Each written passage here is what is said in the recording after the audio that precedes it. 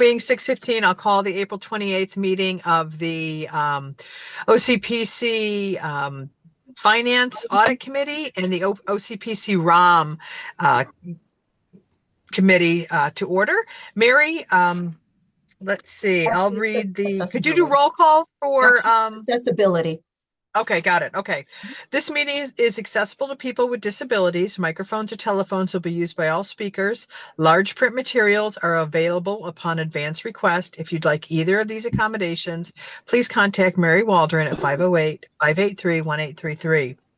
The Notice of Non-Discrimination Rights and Protections to Beneficiaries with regard to the federal Title VI non-discrimination protections and the state non-discrimination protections is posted in this meeting room and is available on the Old Colony Planning Council website. Please contact Mary Waldron at 508-583-1833 for more information. Thank you. Mary, could you do roll call? I will. Christine Joy. Present. Becky Coletta. Present. Jean Marie Kent Joyce. Present. And member Dan Salvucci. Present. We do have a quorum. Awesome. Thank you. And thank you, everybody, for making tonight's meeting. All right. So on the consent agenda, we have got some meeting minutes from March of 2026. And that was a finance audit meeting minutes. And then we've also got meeting minutes from the June 2025 OCPC ROM finance audit meeting minutes. Can I get in a motion to accept those on a consent agenda? So moved. Second. Thank you, Becky. Okay. All right. Thank you, Dan. Mary, roll call vote to accept those minutes, please. Christine Joy.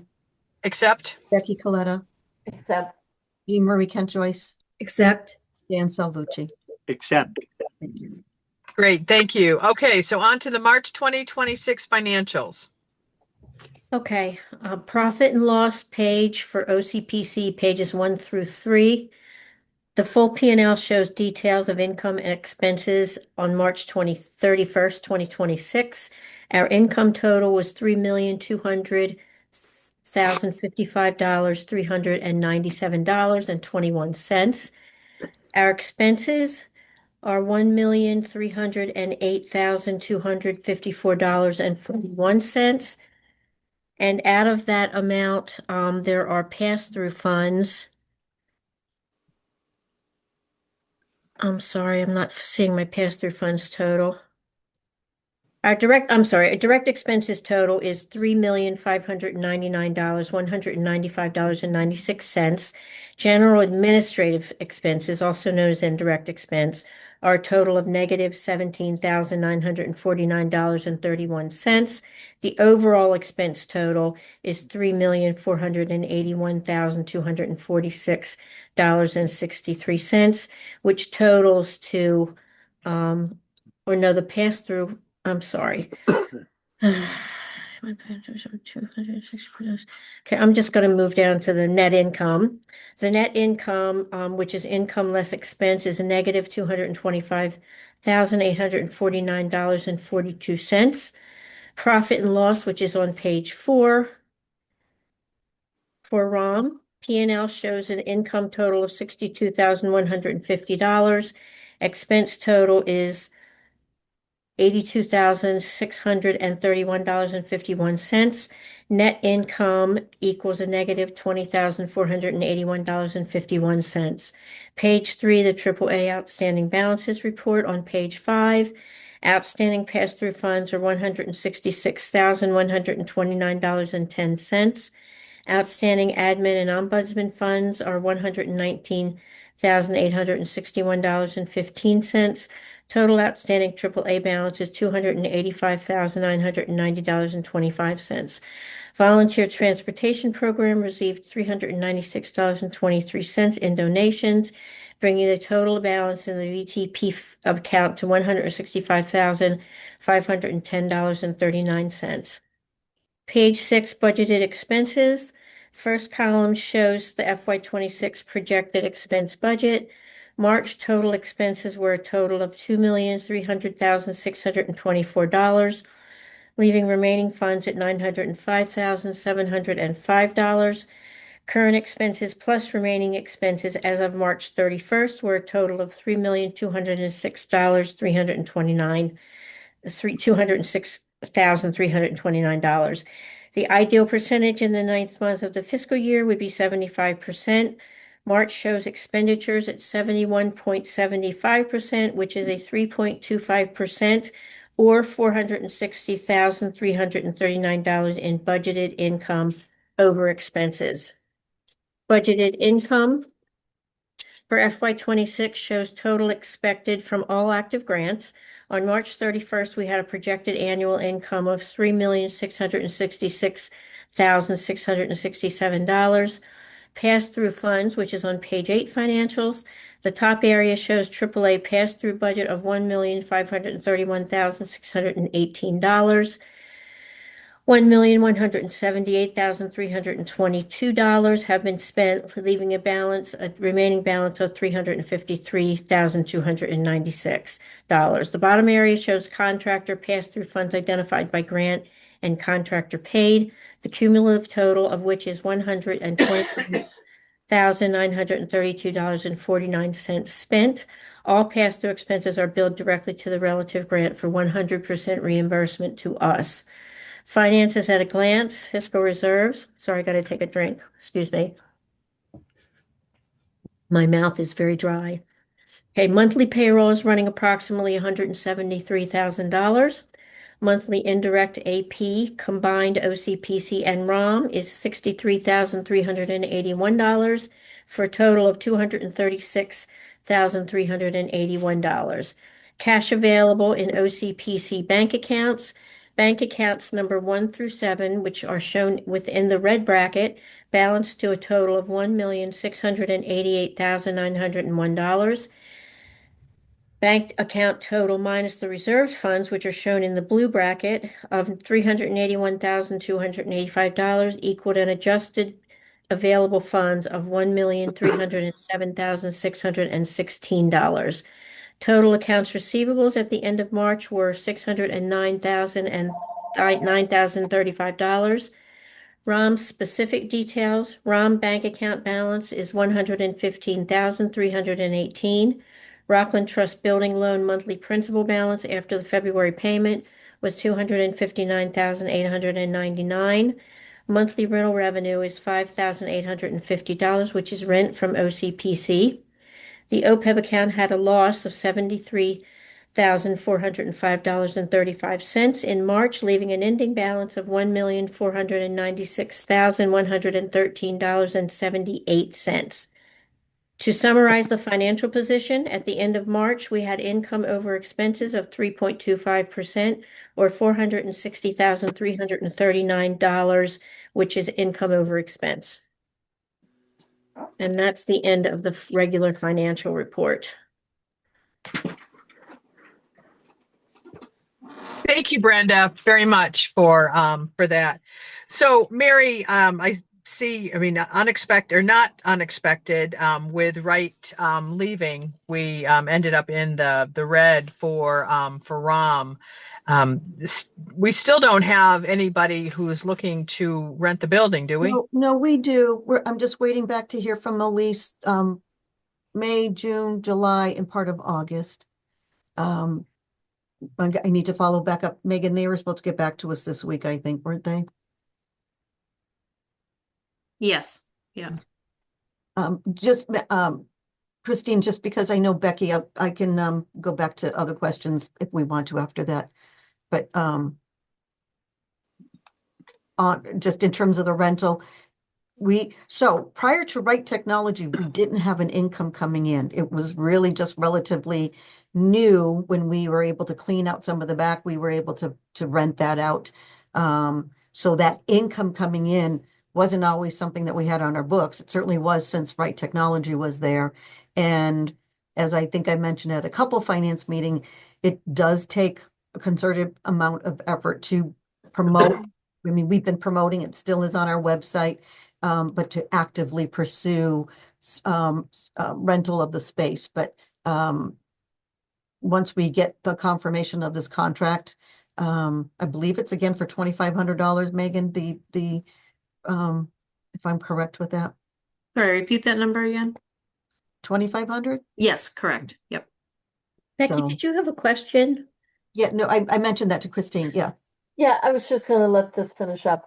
Oh, okay, I'm sorry. I was, okay. So that'll get us like 10 grand. So we're still going to be looking, we'll still have a shortfall if nothing changes, correct? And I Yes. guess I'm careful about the verbiage using shortfall in the sense of, Okay. sure, income would be the lack of income, but again, Right Technology started renting from us 4 years ago. 3.5, 4 years ago, I believe. Yeah, three. Megan's looking at three. I know we had a 3-year lease with them. So, and I think that's right, because they were going to look to extend. So it was a 3-year lease. It But, was a 2-year lease, and then they left about a year ago. okay. Yeah. But to the point, it's income, not dispelling that income that goes to ROM. And again, the venture of finding the right tenant, right? Because it's not Yeah. even it's a particular kind of, because we already have activity and people use the hallway to go, so it can't be a high volumed, high traffic. I know at one point someone wanted to open up an art studio and use it at nighttime, and I don't think that right. So it's a matter of finding the tenant that would be appropriate for our work and then supplementing it. And there's a couple other things like workforce training and things of that nature that we have that been talking conceptually. So I know Becky is ready to chat. So Well, I was Okay. gonna say on this particular topic, did we at one point pay more in rent than 5850 before we had Right Technologies, or have expenses just gone up? Expenses have just gone up. We did not, yeah, the expenses have just gone up, which they tend to do from year to year.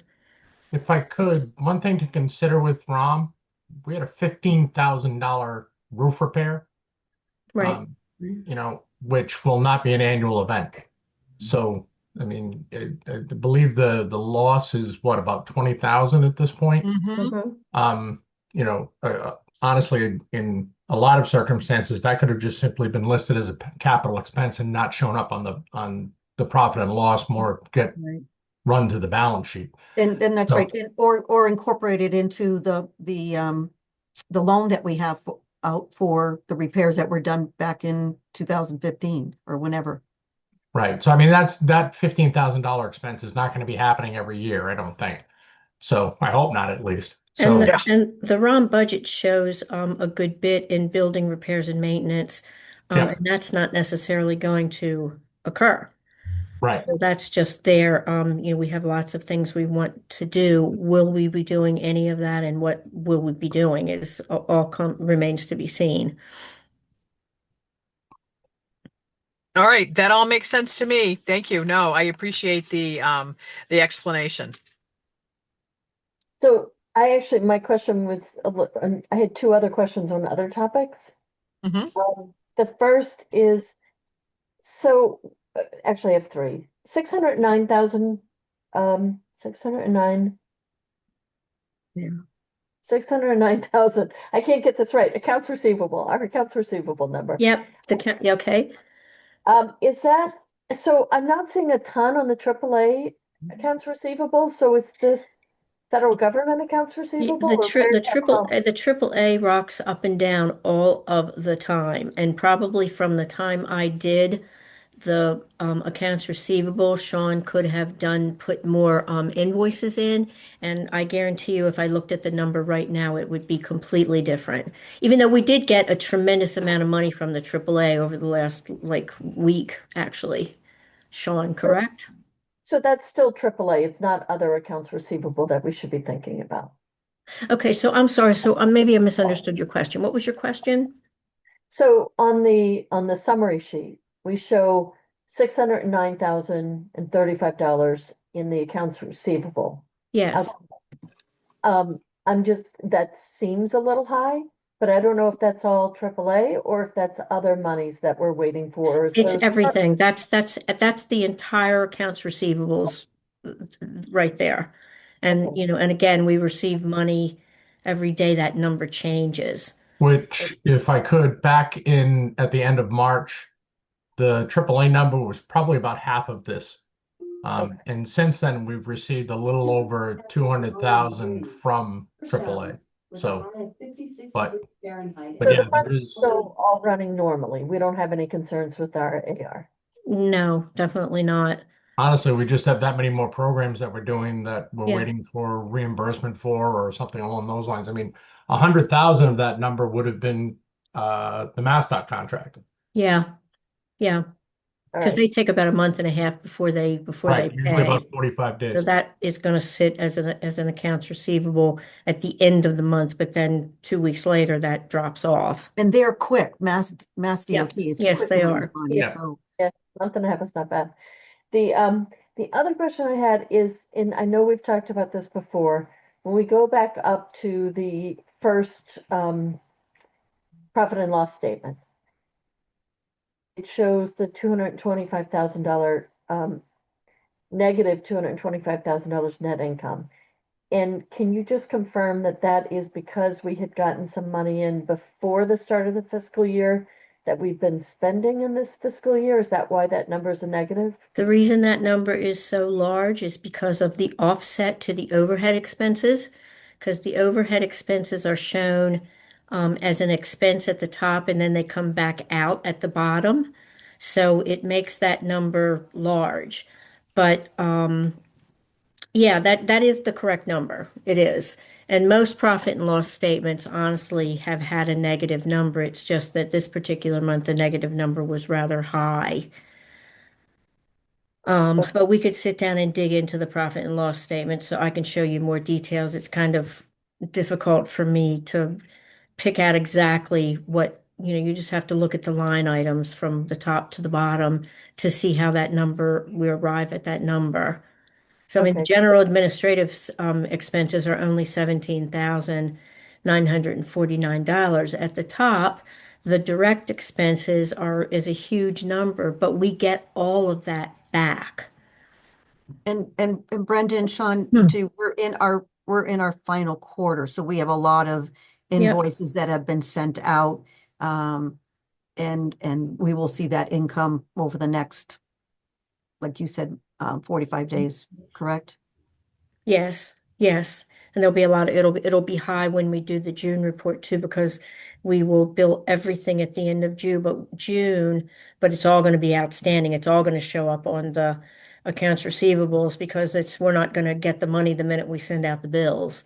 These are all great questions, though. Well, so when I look at the budget expenses and we're still, we're ahead of ourselves. We're ahead of the game in terms of budgeted income over expenses. That looks to be solid, right? So Yeah, the profit and loss is what it is. That's everything that has happened within the finances of the business of OCPC is in this sheet. The profit and loss shows everything.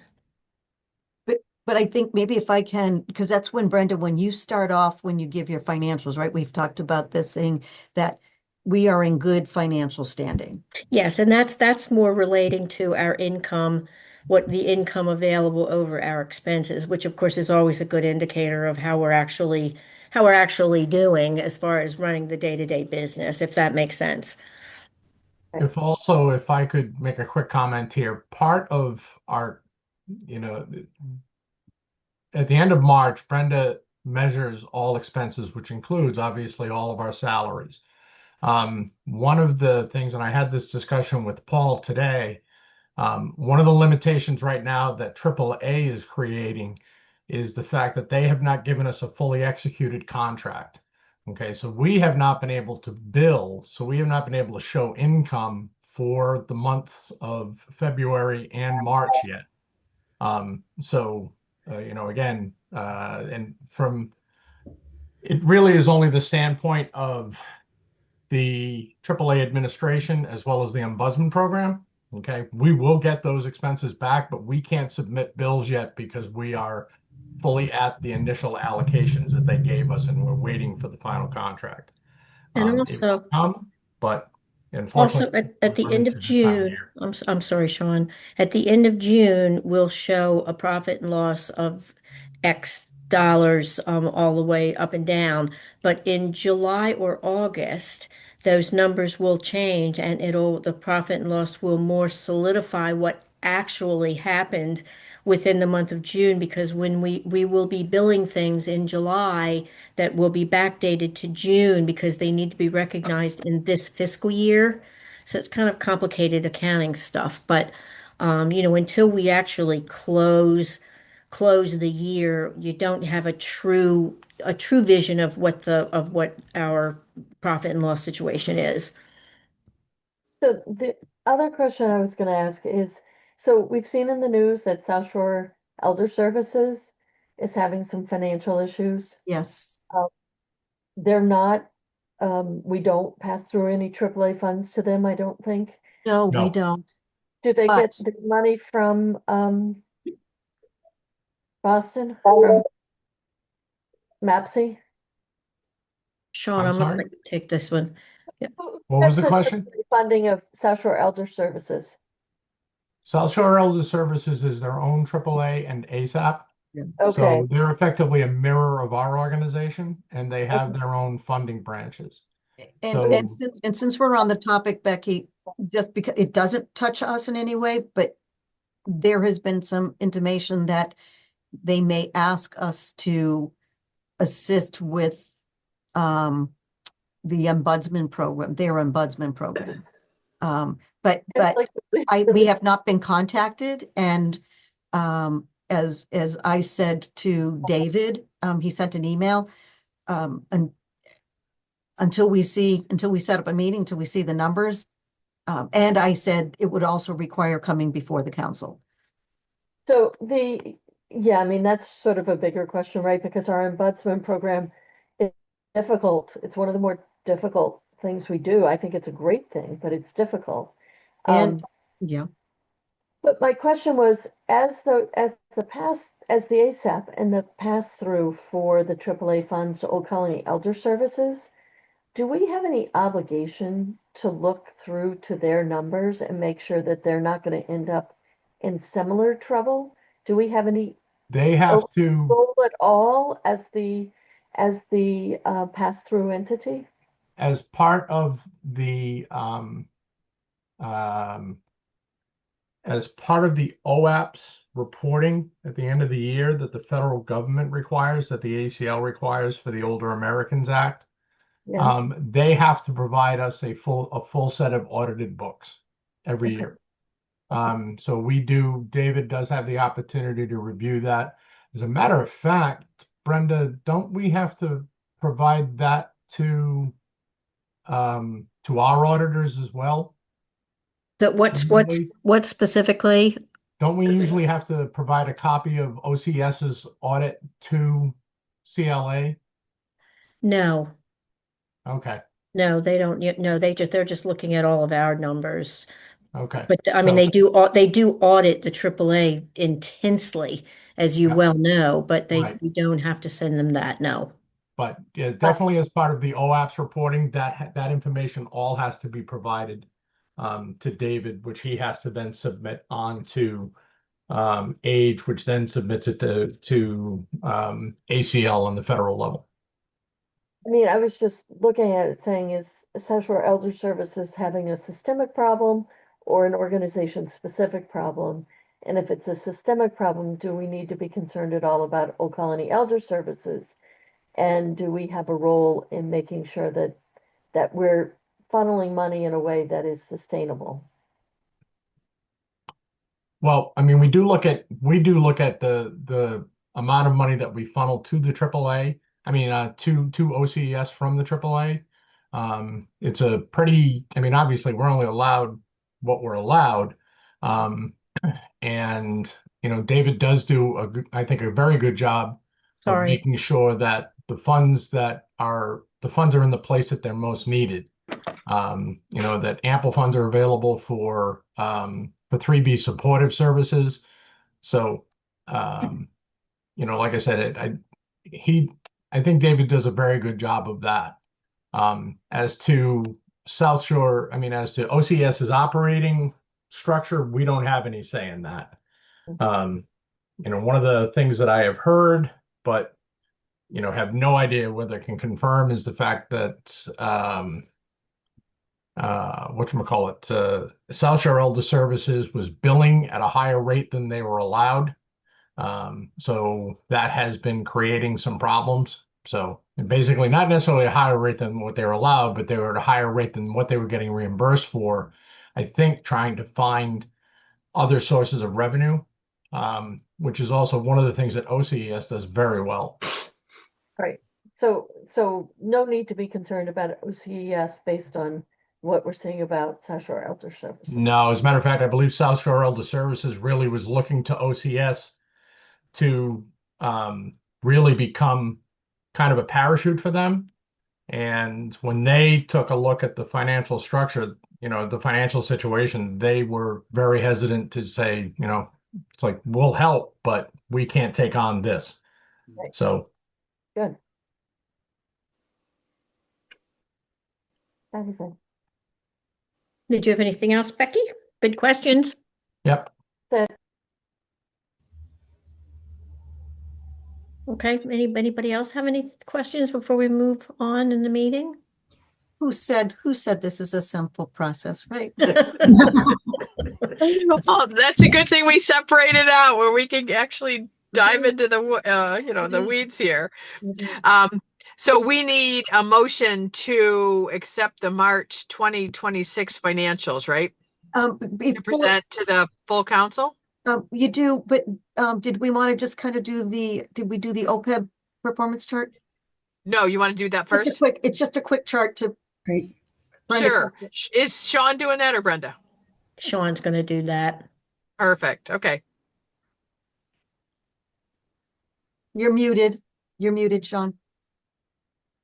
Sean, you're muted.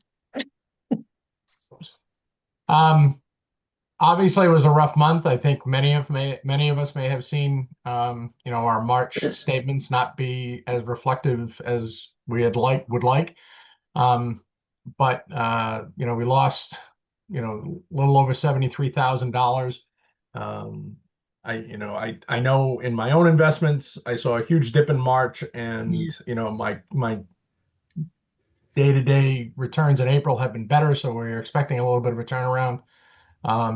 Christine, I think you might be able to vouch for this, but because you've had some more direct conversations with our investment team at Pequot, they do seem to respond very well to situations like this, and they will take advantage at whatever the market will provide. So we'll know better probably mid-May to see kind of once we get that next statement.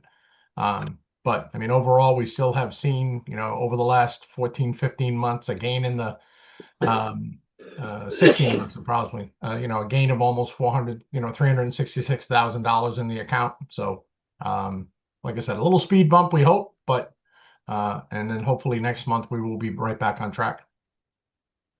Yeah, I can absolutely concur with everything Sean has said. Pequot does and PAR's a great job managing this fund for us, and typically they see a dip as an opportunity, and I'm sure that we will recover by the time we talk about this at our next meeting, that we will have made back this and possibly more. I mean, granted, it's there's so much going on with what's happening in the world, and there are things that are beyond their control and everybody else's. So this is, I'm sure people's personal finances have their investments have kind of done similar, and but we all hope for ours all to come back when things settle down a little bit in the Middle East. So yeah, I think more to come, and this will come out of this just fine. So with that being said, do we have a motion to accept the March 2026 financials, to bring them to the full council tomorrow to recommend that they approve them? I make that motion. Okay, thank you. Do we have a second? I'll second. All right, thank you. Thank you, Jean Marie and Becky. Roll call. Mary, can we do a roll call vote for that? Yes, Christine Joy, Accept? Becky Coletta, Except Jean Marie Kent Joyce. Accept. I know Dan Silvucci, Accept. and then I know Val Massard joined us. Thank you, Val. She may have stepped away. Okay, excellent. Okay, thank you very much. All right, so Mary, did you want to do the fiscal 27 draft budget discussion? Yes, if we can, do we have the folder on that? I know Brenda covered some of this within, thank you very much. Is that it? Oh, I can unmute there. Thank you, That Val. was a yes. Thank you very Thank you, much. And thank you again for joining us. Now, this is the income side, which Thank you. as Brenda, you why don't you take why don't you, I mean, okay. All right, this is the income side, and as you can see, we're in great shape. And the year hasn't even started yet. That's just the things that are already swinging in motion that continue into FY27, and we already have almost as much as we have for the full year this year. So we're in great shape, and for absolute sure there will be more grants added in there. FY27 projected expenses are $3,316,307. Our projected income is $3,621,418, which leaves income over expenses for FY27 starting at $305,111. The next page should be expenses. No or no? I don't Maybe know you- if I had that one. Oh dear. They usually are connected together. Give me a second to, Okay. the packet has the capital budget next. that's the IT one that we put in there. so, we still have time. Let me just put it this way. We're April. So as we mentioned in March, we're continue to keep folding out part of the budget and keep you updated. So by the time it gets a final vote, Yeah. everybody's on the same page. So, we alluded to some of the discussions, in the financials, just about where we're spending and what we're looking to do. So, if I can go to the IT budget, folded into this budget, in terms of our expenses, every year we ask, it's now CMIT Solutions who have taken over for Right Technology. But we had asked, thank you, Megan. So we've asked for an update, just a budget. Again, we're on task, thankfully, for the PRISM funding that came through. Paul and Charlie, who led the way on that, we've been able to replace 10 laptops out of our office at no cost to OCPC. It's through the grant. High functioning, that does save us a lot of dollars. But if you can see, because of cybersecurity and all the other things, there are storage. All of these items are in fact necessary.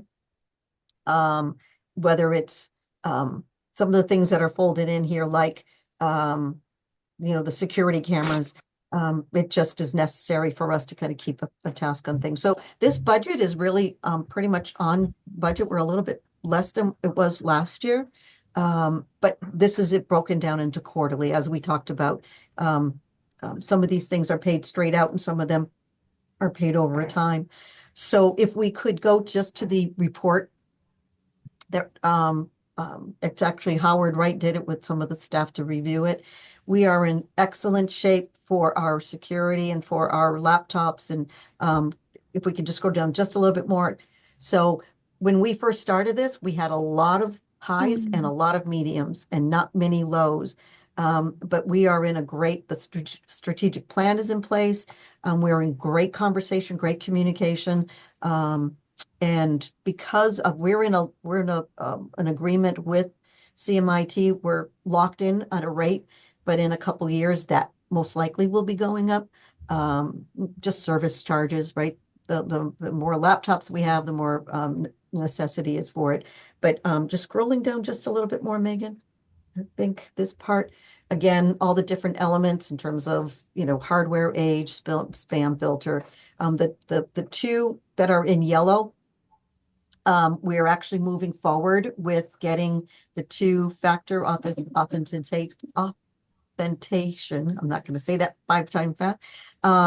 And then it's also the AI factor that many employees are using it already, and just need to have some training to go along with some others. But all of those are safeguarded. Megan is a great point of contact with CMIT. She just finished the assessment, the inventory, as well as the assessment. So her database is in line with Right Technology. I'm going to call them Right Technology. And those laptops that we have are warranty, but the warranty usually is for like 3 years or so. But that's the update. Again, this assessment and the budget is part of, it's factored in already into a budget. It's not, I don't need a vote on it, but I just wanted to pull this element out for your review about all the different factors that go into that FY27 budget. I don't know if there's any questions. Again, no action is needed, is more for information. I don't know if there was anything else after that. Oh, yeah. We can stay there because I know the next thing will be to talk about the overhead rate. If there's no question, is that okay? Christine, just remove. We looks like energy audit and solar is an action item, Mary. Actually, there's one more, but if we can just scroll down, I just wanted Brenda just to quickly review what I wanted. Just the overview is Charlie started this tracking, and then Brenda continued to keep this going. Just in terms of why overhead matters. It's called NICRA, but overhead. So Brenda, do you want to just take a little? Sure. Megan, can you scroll down so I can see the paragraph that I wrote? Oh, There we good. go. Okay, so OCPC is required to apply annually for NICRA. If anyone here doesn't know what that is, it's negotiated indirect cost rate agreement. The lengthy application needs to be processed and sent before the end of December each year for negotiated rates, which will be assigned for the following fiscal year, which begins on July 1st and ends on June 30th of each year. Based on the organization's financials, a rate is negotiated and assigned to OCPC by the United States Department of the Interior. This rate is what will be charged to all grants as overhead costs. Nonprofits need a NICRA to ensure that they can recover the full cost of their administrative infrastructure, which includes essential expenses like rent, HR, IT, and administrative salaries. These costs are crucial for the organization's overall functioning and are not tied to a specific program. Without a NICRA, nonprofits may rely on unrestricted cash funds to subsidize these indirect expenses, leading to financial challenges. A NICRA allows for predictable budgeting and simplifies planning and reporting, ensuring that every grant-funded project contributes to organizational sustainability. Additionally, having a federally negotiated indirect rate shows funders that the organization has undergone financial scrutiny and adheres to best practices, building trust and positioning the organization as a mature grant-ready nonprofit. So what happens is the NICRA negotiators look at our financials for the year that has closed, and based on those numbers, they negotiate a rate that will sustain us for the year coming, assuming that it's going to be around the same thing, which it always changes. This particular year, we're at 105.54%. When I did the application, it definitely was higher than that, but they haven't negotiated the rate yet. We're still waiting for them to get through our application. Should be any day now. We're just waiting to hear from them. So, does anybody have any questions about the NICRA? Again, that was just, thank you, Brenda. That was more for your information. So Yes, yes. and ultimately in the end, as we're talking internally, that rate, we will look back at our grant.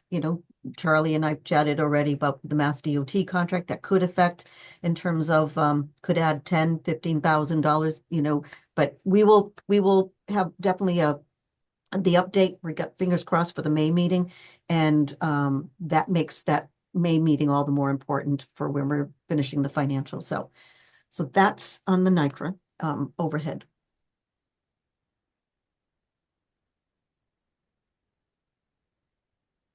Mary, do you want to go back to the energy audit? I do. Oh, it was under there. My apologies. You No knew worries. what I was talking about. I was just, my head was spinning. So, we had provided in the packet of, I believe, a sample, um, It was a PPA. memo. Oh, thank you very much. Thank you, for, Megan. I appreciate that. So we've talked about this last time. There's an opportunity. This is actually twofold. There is we had an energy audit that was done, some recommendations. They came in here. The cost of the improvements is de minimis, and it's within the executive director's oversight, if you will, authority to expend that. But I wanted to make sure that you saw some of this information. Megan put together this great these slides, and Paul had a great memo. Again, it's identifying high impact improvements. This is an old building with a lot of old things and old fluorescents, and we had made some improvements to the back last year, and that was to improve. So some of those were in good shape, but there are some of the other things. So the lighting systems, and then as mentioned in here, the HVAC systems, called installed the variable frequency drives, VFDS, and those will be up on the roof. So these recommendations are in great shape. We have partnered, just as an aside, with a company called Beacon Climate. They were at our legislative breakfast, Monier. And the work that they're doing is really brought to us a lot of opportunities. So upgrading the systems and the lighting, as you see here, it's an estimated $4,158. And it's up to a 20-year lifespan. The cost savings are to be, sorry, that's the cost savings. Sorry, the 4,000. The number for the investment is about the same, be honest with you. We were talking a little bit about it this just before the meeting. And then, having that be in this building, it's twofold. Significant, the fact that we're in Thomas Edison's building.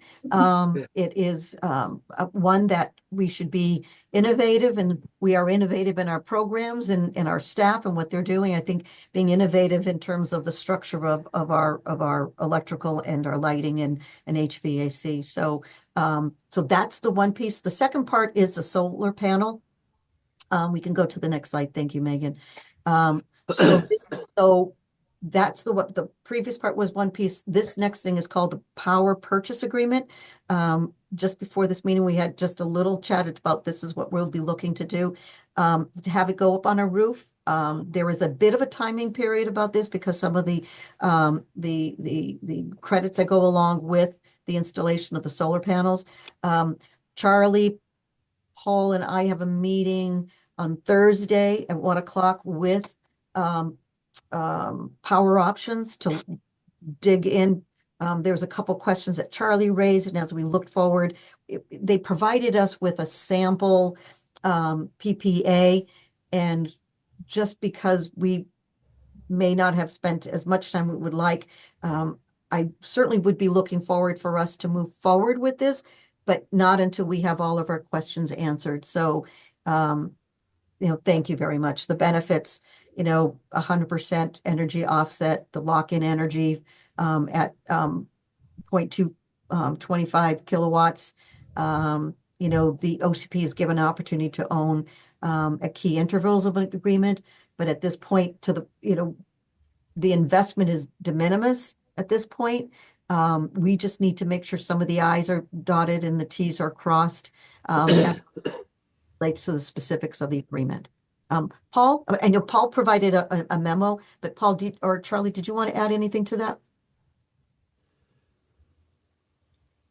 No, that was pretty accurate. As Mary said, we have a sample power purchase agreement that we want to look through and make sure it's tailored to our needs, and that every part of the agreement is explained to us, and we can have a great product at the end of the day. Charlie, anything you want to add?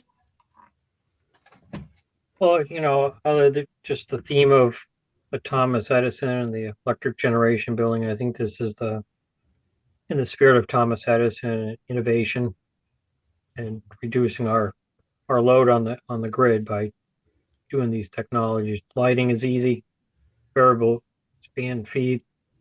With HVAC units, we have 3 of them. They've already been installed, so it's instant savings. As you mentioned, there's a little bit of a capital outlay for the first 2 projects, but the return on investment is only a couple of years. So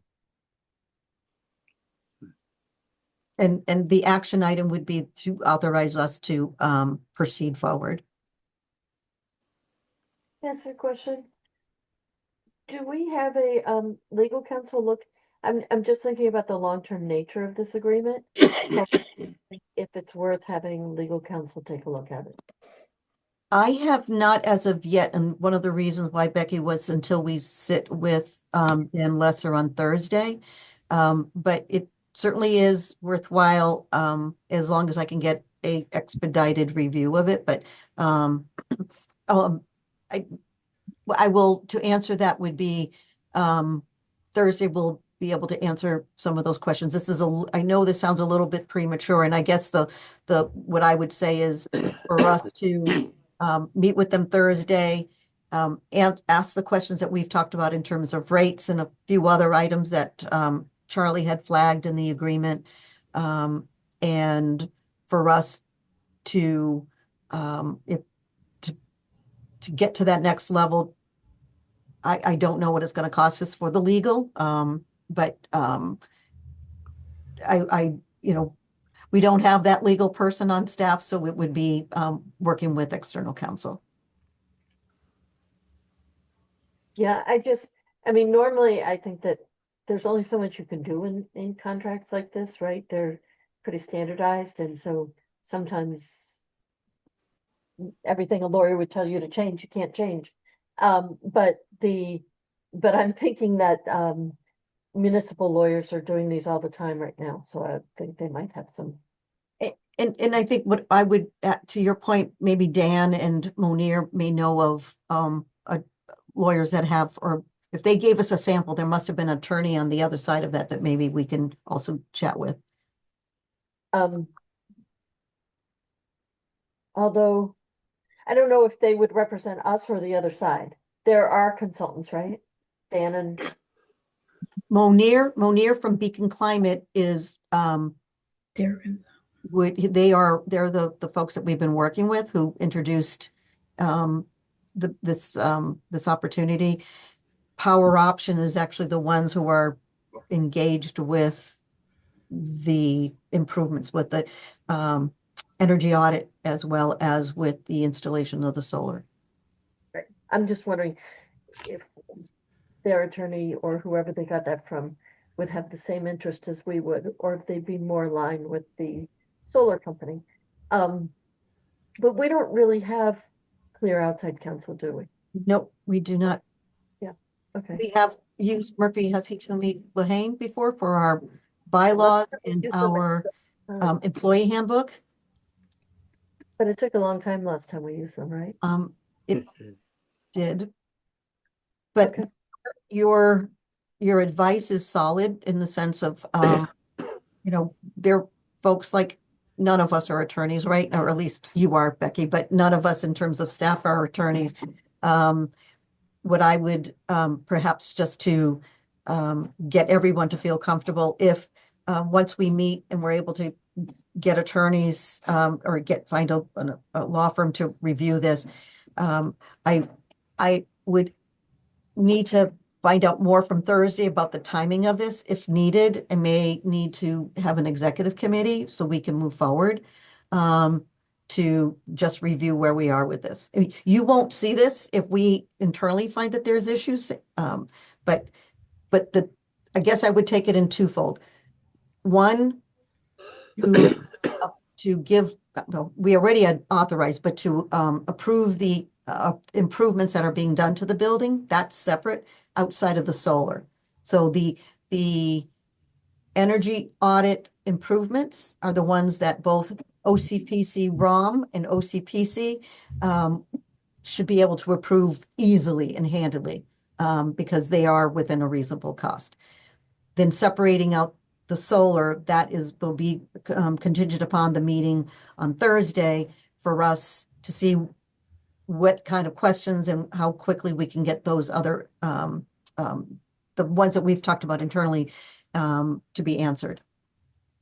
So you want a motion to authorize the improvements to the building Yes, and to authorize you to continue moving forward with the solar program with you coming back to us as needed, if any issues arise. that's correct. I would make that motion. I'll second. All right, thank you. All right, so we've got a motion and a second. Mary, could you do roll call vote? Yes, Christine Joy, Yes, approve. Becky Coletta. Oh, you're mute. Okay. Yes. My Thank best work. you. Jean Marie Kent Joyce, Approve. Dan Salvucci, Approve. and then Val Massard. Approve. Thank you, everybody. Status of the retirement legislation, it is still up on the hill. It doesn't seem to be moving very fast, but I know that's short and sweet, but we're gonna always keep this on here until there's movement. So and we're gonna be due, I believe, next week for an update on the retirement legislation. Great. Thank you, Mary. All right, do we have any other business? That was That's it. that we did not anticipate? Nope, that is it. Great. Okay. All right. With that, I'll make a motion to adjourn. Do we have a second? I'll second Dan Van Whitman. All right. Thank you, Dan. All right. All in favor, just say aye. Aye. Aye. All right. So we'll see you guys tomorrow night at the full council meeting. Right, and I just want to say thank you again to Brenda for coming on during her vacation. So thanks, Brenda. You won't be Welcome. here tomorrow night, right? Absolutely. No, I will Thank not. you, Brenda. John's Thanks, gonna cover Brenda. tomorrow.